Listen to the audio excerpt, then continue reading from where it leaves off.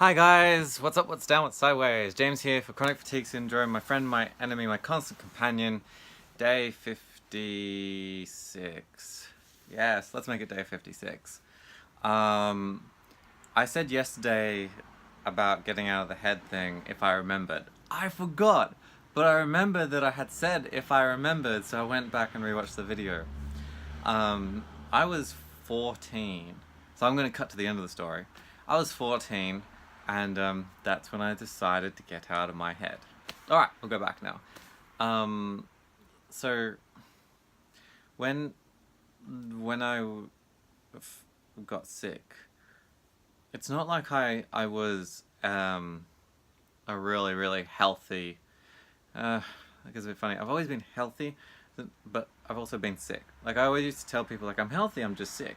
I mean, how can I not be healthy? Like, I eat right, I do all the healthy things. And I'm kind of I'm healthy at the same time, like, unless I'm run down, um, I've got quite a good resistance to colds and flus. But at the same time, I can get knocked for six out of nowhere. All the other stuff. So, like I said, there was a period of time several years ago where I had pneumonia, glandular fever, devil's grip, or devil's grasp, and liver damage. I didn't show that one last time. And like in this 4 to 6 month block, just bang, one on the other. I was just like knocked back. And then before I got sick when I was 7, I'd had school sores, which are sores, and they covered like my entire arm, my whole legs. It's surprising that I don't have any sort of scars from it. It's starting to rain, just bear with me. I'm just going to update my audio settings.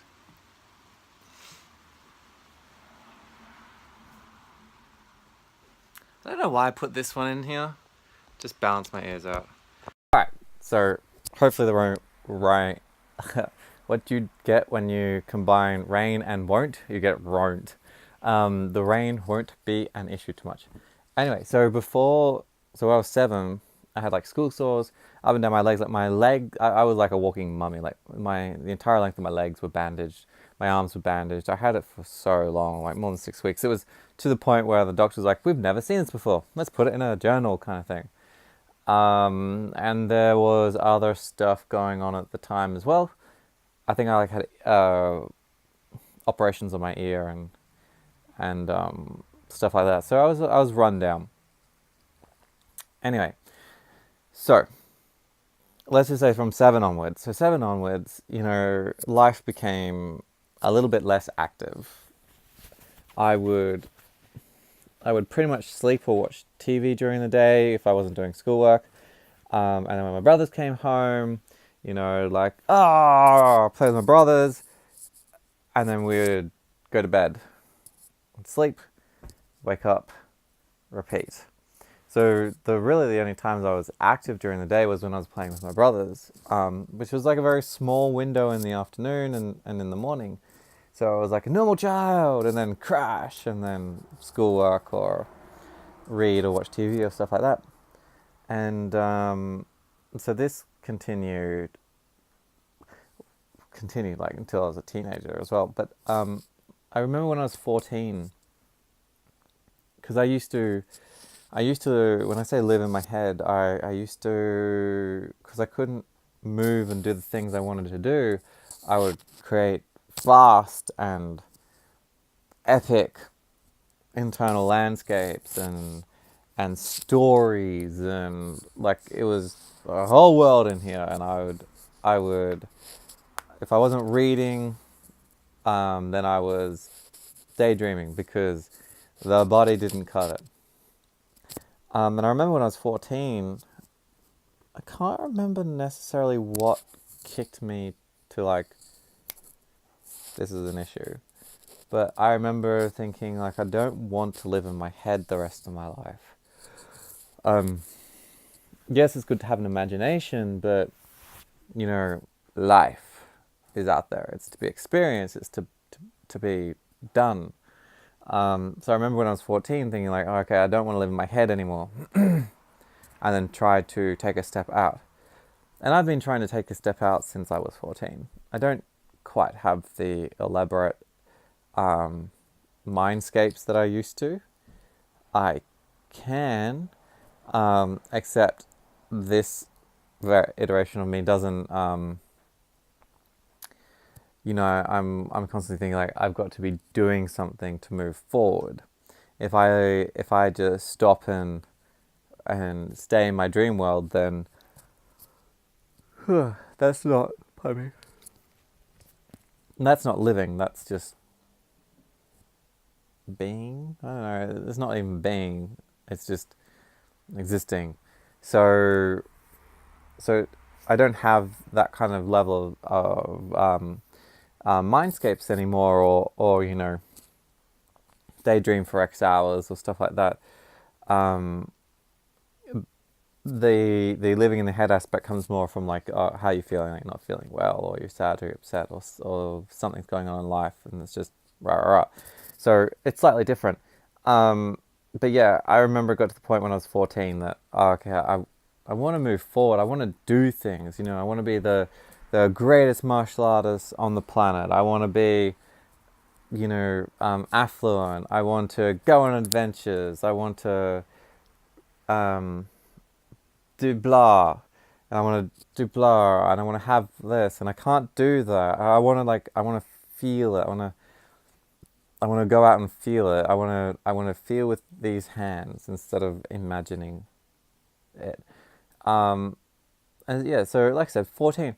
Now, some people are like, oh, that's young, but I'd already had chronic fatigue syndrome for like 6 or 7 years by that time. So I wasn't, it wasn't new to me. It was something I worked on. It was something I was progressing. Like, it would be understandable. People commented like, James, you do this stuff, yet you have chronic fatigue syndrome. I was like, I do, but I have been actively working on this since I was a child. What have you been doing? So I, like on the forums I was seeing people like, how do you balance movement and CFS? This was like today. And people are like, you don't. Or like, once again, the just go for a walk came up. Like, that's not progressive. That's, like, don't, because you'll have a flare-up. And I will admit that I was most probably not in the most optimal place, and I wrote back and I said, just do it. We're all so afraid. You never go, like, we can get stronger, but you'll never get stronger by hiding underneath the covers. And I wouldn't usually be so blunt. There is so much fear, and it's all right to have that fear. It's understandable. I'm not saying I don't have it, but at the same time, don't. It's not the deciding factor in stopping. If you some people don't have any responsibilities outside themselves, and some people have responsibilities of like spouse or kids or that kind of thing, or themselves, but they've got a excuse me, but they've got to like work or something like that. If you're still at the stage where you're only responsible for yourself, then look after yourself and then go for it. Build yourself up. If you're responsible for other people, still build yourself up. You've just got to be aware that it might take longer. You have to actively put time into, learning what chronic fatigue signals you're getting, or fibromyalgia syndrome. Learning what